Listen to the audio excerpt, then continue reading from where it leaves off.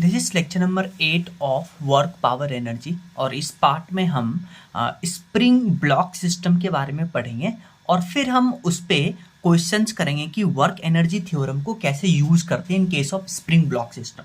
उससे पहले last class में हम लोगों ने पोटेंशियल एनर्जी और वर्क डन में रिलेशन पढ़ा था, तो आइए उसके ऊपर बेस्ड कुछ क्वेश्चंस करते हैं।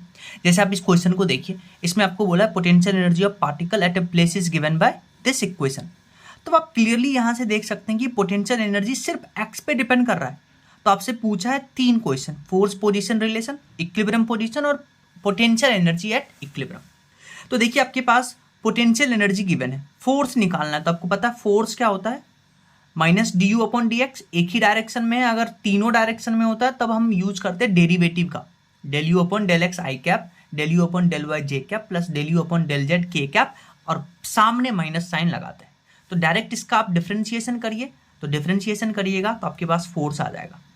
आपको निकालना है इक्विलिब्रियम पोजीशन। तो इक्विलिब्रियम पोजीशन क्या होता है, वहां ऐसा पोजीशन जहां पे फोर्स जीरो होता है उसको इक्विलिब्रियम पोजीशन बुलाते हैं। तो देखिए इक्विलिब्रियम पोजीशन पे फोर्स जीरो होगा, तो फोर्स हमने निकाला है, इसको जीरो के बराबर करेंगे तो इक्विलिब्रियम पोजीशन आ गया। अब आपको निकालना है पोटेंशियल एनर्जी एट इक्विलिब्रियम। तो पोटेंशियल एनर्जी का इक्वेशन ये है, क्वेश्चन में गिवन था। एक्स का ये वो डिस्टेंस है जहां पे इक्विलिब्रियम आया, तो ये एक्स यहां पे रखेंगे 1, तो आपके पास पोटेंशियल एनर्जी एट इक्विलिब्रियम आ जाएगा। नेक्स्ट क्वेश्चन देखिए, इसमें आपको बोला है कि potential energy of two molecule is given by this equation. ध्यान से देखिए इस इक्वेशन को, और आपको बोला कि ए और बी यहाँ पे जो है वो कांस्टेंट है और आर जो है वो डिस्टेंस है। तो आपको पूछा है, आपसे पूछा है force distance relation, equilibrium distance and potential energy at equilibrium. तो आपके पास देखिए पोटेंशियल एनर्जी का ये इक्वेशन है। फोर्स निकालना है तो फोर्स देखिए होता है minus d u upon d r, r के रेस्पेक्ट में डिफ्रेंशिएट करेंगे। तो इसको आप डिफ्रेंशिएट करिए, तो इसको डिफ्रेंशिएट करिएगा। कैसे डिफ्रेंशिएट करिएगा, इसको ऊपर लेकर आइए तो r to the power minus 12 और r to the power x होता है, तो वो होता है x r to the power x minus 1। तो ऐसे डिफ्रेंशिएट करिएगा तो आपके पास फोर्स आ जाएगा। डन। फिर आपको निकालना है इक्विलिब्रियम डिस्टेंस। तो इक्विलिब्रियम डिस्टेंस क्या होता है, इक्विलिब्रियम पे फोर्स जीरो होता है। अच्छा, इक्विलिब्रियम पे फोर्स जीरो होता है, फोर्स आप कैलकुलेट कर चुके हैं, तो इसको जीरो रखिएगा। तो जीरो रखिएगा तो आपके पास आर आ जाएगा, यानी वो डिस्टेंस आ जाएगा जहां पे फोर्स जीरो है, इक्विलिब्रियम कंडीशन देखने को मिल रहा है। और फिर आपसे पूछा है पोटेंशियल एनर्जी एट इक्विलिब्रियम। तो पोटेंशियल एनर्जी का ये इक्वेशन है। पहले आप इस इक्वेशन को ऐसे मॉडिफाई कर लीजिए। कैसे, आर टू द पावर 12 को ऐसे लिख लीजिए, r to the power 6 to the square. और फिर आप क्या करिए, आर के जगह पे ये वैल्यू रखिए। तो आर के जगह पे ये वैल्यू रखिएगा तो आपके पास पोटेंशियल एनर्जी आ जाएगा इक्विलिब्रियम पोजीशन पे। अब हम बात करेंगे work done and potential energy of spring mass system. अब देखिए इसमें दो तीन कॉन्सेप्ट है जो आपको डायरेक्ट याद रखना है, जो डिराइव करके इंटीग्रेट करके लाते हैं, पर डायरेक्ट याद रखना है। अगर आपके पास एक स्प्रिंग है और एक ब्लॉक है, और आप क्या करते हैं, इस स्प्रिंग को एक्सटर्नल फोर्स से खींच करके एक्स डिस्टेंस आगे ले आते हैं, तो आपको पता है स्प्रिंग फोर्स लगेगा, उसको मीन पोजीशन पे लाना पड़ेगा। तो यहां पे देखिए वर्क डन जो है, हम स्प्रिंग फोर्स का भी कैलकुलेट करते हैं और वर्क डन एक्सटर्नल एजेंट का भी कैलकुलेट करते हैं। और मैंने आपको सिखाया था कि अगर आप वर्क डन, स्प्रिंग फोर्स क्या है, कंजर्वेटिव फोर्स है, तो अगर वर्क डन आप कंजर्वेटिव फोर्स का लेते हैं तो पोटेंशियल एनर्जी और वर्क डन कंजर्वेटिव फोर्स में आपको पता है नेगेटिव साइन लगाते हैं कंजर्वेटिव फोर्स का जब हम वर्क डन लेते हैं। लेकिन जब आप एक्सटर्नल फोर्स का वर्क डन लेते हैं तब आप पोटेंशियल एनर्जी और वर्क डन में पॉजिटिव साइन लगाते हैं। यस और नो, इतना समझ में आया? तो अब आप पहला जो याद रखिएगा कि वर्क डन स्प्रिंग फोर्स का जो वर्क डन आता है वो आता है, स्प्रिंग फोर्स कंजर्वेटिव है तो वो आएगा माइनस हाफ के एक्स स्क्वायर। माइनस हाफ के एक्स स्क्वायर ये हम इंटीग्रेट करके लाते हैं, क्योंकि यहां पे देखिए फोर्स वेरिएबल है। अगर फोर्स वेरिएबल है तो वर्क डन हम लिखेंगे integration f dot d s from x1 to x2, from यहाँ इनिशियल पोजीशन 0, फाइनल पोजीशन हो गया x, और सामने हम नेगेटिव लगाएंगे। क्यों नेगेटिव लगाएंगे, क्योंकि फोर्स और डिस्प्लेसमेंट ऑपोजिट डायरेक्शन में, इसलिए नेगेटिव लगाएंगे। आपने डिस्प्लेसमेंट तो आगे ले गए थे इसको, पर फोर्स इसके ऊपर पीछे लग रहा था, स्प्रिंग फोर्स का ही वर्क डन निकाल रहे हैं, इसलिए नेगेटिव आया। तो डायरेक्ट आप याद रखिएगा work done by spring force is equal to negative of half के एक्स स्क्वायर। अब हम बात करते हैं पोटेंशियल एनर्जी। तो पोटेंशियल एनर्जी एक तो कंजर्वेटिव फोर्स का भी लिख सकते हैं और एक एक्सटर्नल फोर्स का भी। अगर आपको पता है कंजर्वेटिव फोर्स यानी स्प्रिंग फोर्स का वर्क डन और पोटेंशियल एनर्जी में रिलेशन देखेंगे तो सामने नेगेटिव आएगा। लेकिन जब हम एक्सटर्नल एजेंट की बात करते हैं तो एक्सटर्नल एजेंट में वर्क डन और पोटेंशियल एनर्जी में पॉजिटिव साइन आएगा। तो देखिए अभी आप वर्क डन निकाल चुके हैं स्प्रिंग फोर्स का, माइनस हाफ के एक्स स्क्वायर, सामने नेगेटिव, तो पोटेंशियल एनर्जी आपके पास आ गया प्लस हाफ के एक्स स्क्वायर। अगर एक्सटर्नल एजेंट की बात करते हैं तो एक्सटर्नल एजेंट में वेलोसिटी कांस्टेंट होगा, एक्सेलरेशन जीरो होगा, और इसके कारण से जो एक्सटर्नल फोर्स होगा और जो स्प्रिंग फोर्स होगा वो दोनों बराबर होगा। तो work done by external force लिखेंगे हाफ के एक्स स्क्वायर, यही पोटेंशियल एनर्जी के बराबर हो जाएगा हाफ के एक्स स्क्वायर। नेक्स्ट एक कॉन्सेप्ट हम डिस्कस कर रहे हैं कि आपको कंडीशन बोला कि इनिशियली स्प्रिंग x1 से इलोंगेट था और फिर हमने क्या किया, उसको x2 से और इलोंगेट कर दिया, यानी इनिशियली उसमें x1 इलोंगेशन था, फिर उसको और खींच करके x2 इलोंगेट कर दिए। तब आपको बताना है एक्सटर्नल एजेंट के कारण वर्क डन और स्प्रिंग फोर्स के कारण वर्क डन। तो आपको पता है स्प्रिंग फोर्स के कारण वर्क डन लिखेंगे तो सामने नेगेटिव आएगा, ये तो पक्का है, क्योंकि जब स्प्रिंग फोर्स कंजर्वेटिव फोर्स है और कंजर्वेटिव फोर्स का वर्क डन नेगेटिव आता है, लेकिन एक्सटर्नल एजेंट के कारण जो वर्क डन आएगा वो पॉजिटिव आएगा और उसको लिखेंगे हाफ के x2 square minus x1 square और work done is equal to change in potential energy. Done. अच्छा, x2 क्या है, फाइनल कंप्रेशन, x1 क्या है, इनिशियल कंप्रेशन, k क्या है, स्प्रिंग का कांस्टेंट, और स्प्रिंग फोर्स जो कि कम पूछता है उसका अगर वर्क डन निकालना है तो सामने नेगेटिव लगाएंगे और सेम ये रिजल्ट आएगा। डन। तो यहां है work done to give extension from x1 to x2, ये वर्क डन है, और यहां एक्सटर्नल एजेंट वर्क कर रहा है तभी x1 से x2 ले जा रहे हैं, इसलिए हमेशा ये फॉर्मूला यूज करेंगे। अगर आपको क्वेश्चन में पूछ दे कि स्प्रिंग का वर्क डन निकालिए तब हम ये फॉर्मूला यूज करेंगे। डन। अच्छा देखिए, आपके पास पोटेंशियल एनर्जी होता है हाफ के एक्स स्क्वायर, चाहे आप स्प्रिंग फोर्स का वर्क डन पोटेंशियल एनर्जी लिखिए या एक्सटर्नल का, दोनों में के सेम आता था प्लस हाफ के एक्स स्क्वायर। आप क्या करिए, के से मल्टीप्लाई करिए, के से डिवाइड करिए, तो यहां से देखिए के स्क्वायर एक्स स्क्वायर और के एक्स क्या होता है, फोर्स, स्प्रिंग फोर्स, तो यहां से लिख सकते हैं पोटेंशियल एनर्जी और स्प्रिंग फोर्स में relation, potential energy is equal to spring force का स्क्वायर अपॉन 2k, ये फॉर्मूला याद रखिएगा। नेक्स्ट हम कॉन्सेप्ट पढ़ते हैं दो स्प्रिंग का कंपैरिजन। अगर मान लेते हैं आपके पास दो स्प्रिंग है और दो स्प्रिंग आपके पास उसका स्प्रिंग कांस्टेंट है k1 और k2। पहले आपको बोला कि both are given same extension, यानी कि x जो एक्सटेंड किए हैं वो सेम है, तो आपको बताना है पोटेंशियल एनर्जी, स्प्रिंग कांस्टेंट और वर्क डन का रिलेशन। तो आपको पता है दो स्प्रिंग है तो पहले स्प्रिंग जिसका k1 है उसका स्प्रिंग पोटेंशियल एनर्जी लिखेंगे हाफ के एक्स स्क्वायर, दोनों में इलॉन्गेशन सेम है, इसका k1 सिमिलरली इसका हाफ k2 एक्स स्क्वायर, दोनों को डिवाइड करेंगे तो यहां से देखिए x से x खत्म, तो इसका रेशियो आ जाएगा k1 अपॉन k2, और जो पोटेंशियल एनर्जी का रेशियो वही वर्क डन का ratio W1 upon W2। Done. Next इसी में केस आपसे पूछता है कि अगर both extended by same force, अब की बार हम सेम फोर्स से एक्सटेंड कर रहे हैं, तो देखिए फोर्स क्या होता है kx, तो इसमें फोर्स सेम है तो k1 x1 equal to k2 x2 होगा, तो यहां से हो गया x1 अपॉन x2 को लिख सकते हैं k2 अपॉन k1। अब आप पोटेंशियल एनर्जी लिखिए पहले वाले स्प्रिंग का, वो हो जाएगा हाफ के एक्स स्क्वायर k1 x1, और दूसरे वाले का हो जाएगा half k2 x2 square. Done.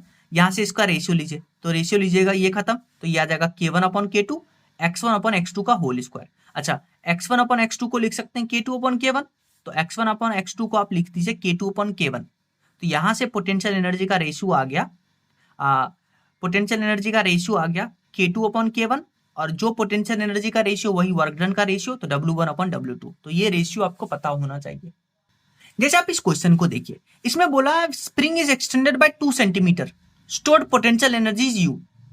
If the same spring is extended by 5 centimetre, stored potential निकालना है। तो स्प्रिंग देखिए सेम है, स्प्रिंग सेम है, सेम स्प्रिंग बोला है तो स्प्रिंग सेम है तो उसका स्प्रिंग कांस्टेंट है सेम होगा, तो पोटेंशियल एनर्जी होता है हाफ के एक्स स्क्वायर। अगर स्प्रिंग कांस्टेंट सेम है, सिर्फ एक्सटेंशन डिफरेंट किए हैं, तो पहले आप इनिशियल वाले का पोटेंशियल एनर्जी निकालिए, हाफ के उसका इनिशियल एक्सटेंशन, फाइनल हाफ के सेम रहेगा और फाइनल एक्सटेंशन है 5, तो आपके पास रेशियो आ जाएगा। सिमिलरली आप इस क्वेश्चन को देखिए, नेक्स्ट क्वेश्चन को, इसमें बोला है find work done to give extension from 1 centimetre to 5 centimetre और के आपको गिवन है। तो ये तो वही केस हुआ कि स्प्रिंग पहले एक्सटेंशन था x1, फिर आपने एक्सटेंशन कर दिया x2, तो आपको वर्क डन निकालना है। एक्सटर्नल एजेंट का ही वर्क डन ले सकते हैं, नहीं कुछ बोला तो एक्सटर्नल एजेंट का लेंगे। अगर पर्टिकुलरली बोल दिया स्प्रिंग फोर्स का, तब हम यहां नेगेटिव लगाएंगे। अगर अभी कुछ नहीं बोला है तब हम पॉजिटिव लेके चलेंगे। तो ये हो जाएगा हाफ के x2 square minus x1 square. x2 क्या है? फाइनल एक्सटेंशन 5 सेंटीमीटर, इसको मीटर में कन्वर्ट करेंगे, डन। माइनस इनिशियल क्या है 1 सेंटीमीटर, मीटर में कन्वर्ट करेंगे और k का वैल्यू आपको गिवन है, तो वर्क डन आ जाएगा। नेक्स्ट क्वेश्चन देखिए, इसमें आपको बोला है कि दो स्प्रिंग है, उसका स्प्रिंग कांस्टेंट है K1 एंड K2 और इसको हम कंप्रेस करते हैं दोनों स्प्रिंग को, एक F1 फोर्स से और एक F2 फोर्स से, और आपको बोला कि potential energy stored in them are equal, कि इसमें जब हम कंप्रेशन करते हैं x1 और x2 से, स्प्रिंग में कंप्रेशन करते हैं तो पोटेंशियल एनर्जी स्टोर्ड सेम आता है। तो आपसे पूछा है कि इस दोनों फोर्स का रेशियो बताइए। तो देखिए, जिसका स्प्रिंग कांस्टेंट K1 था उसमें F1 फोर्स से कंप्रेस किए और जिसका K2 उसको F2 फोर्स से कंप्रेस किए। और आपको पता है पोटेंशियल एनर्जी और स्प्रिंग फोर्स में relation U equal to F square upon 2K। तो यहां से आप क्लियरली देख सकते हैं, अगर पोटेंशियल एनर्जी स्टोर्ड सेम है तो आप देख सकते हैं F square equal to 2K। तो यहां से देख सकते हैं स्प्रिंग फोर्स का square directly proportional to spring constant. अब आपको इसका ही रेशियो पूछा है तो आप आसानी से रेशियो निकाल सकते हैं। नेक्स्ट क्वेश्चन देखिए, आपको बोला कि यहाँ जो सरफेस है वो स्मूथ है और एक ब्लॉक जो है वो v0 वेलोसिटी से मूव कर रहा है और वो स्प्रिंग से टकराएगा, स्प्रिंग कंप्रेस होगा और फाइनली जाकर के ब्लॉक रेस्ट पे जाएगा। तो ये जो कंप्रेशन स्प्रिंग में, मैक्सिमम कंप्रेशन स्प्रिंग का, वही कैलकुलेट करना है। तो अब हम यहाँ पे वर्क एनर्जी थ्योरम लगाएंगे। आपको पता है work done by all the forces is equal to change in kinetic energy. अच्छा, ऑल द फोर्सेस में कौन कौन सी वर्क डन आएंगे? कंजर्वेटिव का वर्क डन, नॉन कंजर्वेटिव का, एक्सटर्नल का, और चेंज इन काइनेटिक एनर्जी को लिखते हैं half m v final square minus v initial square. अब आप देखिए, यहां तो नॉन कंजर्वेटिव है नहीं, मतलब फ्रिक्शन तो है नहीं क्योंकि सरफेस स्मूथ है, एक्सटर्नल वर्क डन तो है नहीं, तो हम यहाँ पे कंजर्वेटिव यानी स्प्रिंग फोर्स का वर्क डन लेंगे। और स्प्रिंग फोर्स का वर्क डन आपको पता है स्प्रिंग फोर्स कंजर्वेटिव होता है, तो पोटेंशियल एनर्जी तो एक्सटर्नल लगाइए चाहे स्प्रिंग फोर्स, हमेशा पॉजिटिव हाफ के एक्स स्क्वायर होता है। वर्क डन में दिक्कत आता है कि अगर वर्क डन कंजर्वेटिव फोर्स का है तब हम नेगेटिव पोटेंशियल एनर्जी लेते हैं, अगर वर्क डन एक्सटर्नल एजेंट के कारण है तब हम पॉजिटिव पोटेंशियल एनर्जी लेते हैं। तो यहाँ स्प्रिंग फोर्स कंजर्वेटिव है तो नेगेटिव ऑफ पोटेंशियल एनर्जी लेंगे और पोटेंशियल एनर्जी स्प्रिंग का होता है प्लस हाफ के एक्स स्क्वायर, तो वर्क डन बाय स्प्रिंग हो जाएगा माइनस हाफ के एक्स स्क्वायर। तो यहाँ रखिए work done by spring equal to change in kinetic energy, इसके जगह पे माइनस हाफ के मैक्सिमम का square, half m final velocity 0 because block spring से टकराएगा and finally it will be at rest and initial velocity was v0. So after solving this equation, we will get the maximum compression in the spring and that will be root under m upon k into v0. Next question देखिए, previous question का ही यहाँ पे extension है। आपको बोला कि अगर block जो है स्प्रिंग को x कंप्रेस करता है तो स्पीड जो है ब्लॉक का वो हो जाता है इनिशियल का हाफ, डन। तो आपसे पूछा है कि जब ये ब्लॉक पूरा कंप्रेस करेगा, मैक्सिमम कंप्रेस करेगा, मतलब फाइनल वेलोसिटी 0 होगा, तब आपसे पूछा है कि ये मैक्सिमम कंप्रेशन क्या होगा। तो आपको पता है यहाँ पे वर्क एनर्जी थ्योरम लगाएंगे, सिर्फ एक ही फोर्स है, ना तो नॉन कंजर्वेटिव है ना एक्सटर्नल है, तो सिर्फ कंजर्वेटिव है स्प्रिंग फोर्स, तो उसका वर्क डन होता है half m v final square minus v initial square, और स्प्रिंग फोर्स का वर्क डन क्योंकि कंजर्वेटिव है इसलिए माइनस हाफ के एक्स स्क्वायर लिखते हैं। अब आप क्या करिए, पहले इस वाले केस में ये लगाइए और फिर आप इस वाले केस में लगाइए। तो पहले इस वाले केस में लगाइए, तो यहां जाएगा हाफ के कितना कंप्रेस किए x, हाफ m और v फाइनल कितना हो गया v0 बाई 2 का होल स्क्वायर यानी v0 स्क्वायर अपॉन 4। तो देखिए माइनस हाफ के x square equal to half m v0 square upon 4 और इनिशियल था v0। अब फिर आप इस केस में लगाइए, कि फाइनल वेलोसिटी 0 हो गया, मैक्सिमम कंप्रेशन एक्स मैक्स, तो माइनस हाफ के एक्स मैक्स का square equal to half final velocity 0, initial था v0। दोनों का रेशियो लीजिए, आसानी से आप सॉल्व कर सकते हैं। नेक्स्ट क्वेश्चन देखिए, इसमें आपको बोला है कि h हाइट ऊपर से एक ब्लॉक को हम रिलीज करते हैं, यानी इनिशियल वेलोसिटी 0 इंक्लाइन प्लेन से, फ्रिक्शन लेस है पूरा सरफेस, और ये जब यहां से ब्लॉक से स्प्रिंग से टकराया तो स्प्रिंग से टकराने से मैक्सिमम कंप्रेशन स्प्रिंग में आया। मैक्सिमम कंप्रेशन मतलब फाइनल वेलोसिटी 0 आ गया, इनिशियल 0 था, फाइनल 0 आ गया, तो आपको बताना है यही मैक्सिमम कंप्रेशन। तो आप यहां से यहां तक वर्क एनर्जी थ्योरम लगाइए, ना तो फ्रिक्शन है ना एक्सटर्नल एजेंट है। एक्सटर्नल एजेंट यहां पे है, हाँ एक्सटर्नल एजेंट कौन सा है, force of gravity, force of gravity भी लग रहा है। एक्सटर्नल एजेंट नहीं है, एक्सटर्नल एजेंट हम काम कर रहे होते हैं, आदमी बाहर से कोई काम कर रहा होता, तो यहां एक्सटर्नल एजेंट नहीं है, सिर्फ कंजर्वेटिव फोर्स है। कंजर्वेटिव फोर्स में एक तो ग्रेविटी फोर्स और दूसरा स्प्रिंग फोर्स, यहां पे यहां से यहां तक ग्रेविटी फोर्स, फिर यहां से यहां तक स्प्रिंग फोर्स, तो work done, work energy theorem लगाएंगे, work done by conservative force, external force, non conservative ये है नहीं क्योंकि फ्रिक्शन नहीं है, हम नहीं लगा रहे हैं फोर्स, एक्सटर्नल भी नहीं है, तो work done by conservative force. दो है, एक तो ग्रेविटी, तो यहां से यहां तक ग्रेविटी कितना काम करेगा, आ रहा ब्लॉक नीचे, डिस्प्लेसमेंट नीचे, ग्रेविटी नीचे, तो यहां से यहां तक ग्रेविटी काम करेगा mgh, फिर यहां आते ही ग्रेविटी खत्म, फिर अब लगेगा स्प्रिंग फोर्स, और स्प्रिंग फोर्स आपको पता है कंजर्वेटिव फोर्स है, तो negative of potential energy, potential energy होता है हाफ के एक्स स्क्वायर, तो सामने नेगेटिव लगाएंगे, एक्स मैक्स निकालना है तो यहां रखेंगे, और फाइनल वेलोसिटी भी 0, इनिशियल वेलोसिटी भी 0, तो इसको सॉल्व करके आसानी से हम मैक्सिमम कंप्रेशन निकाल सकते हैं।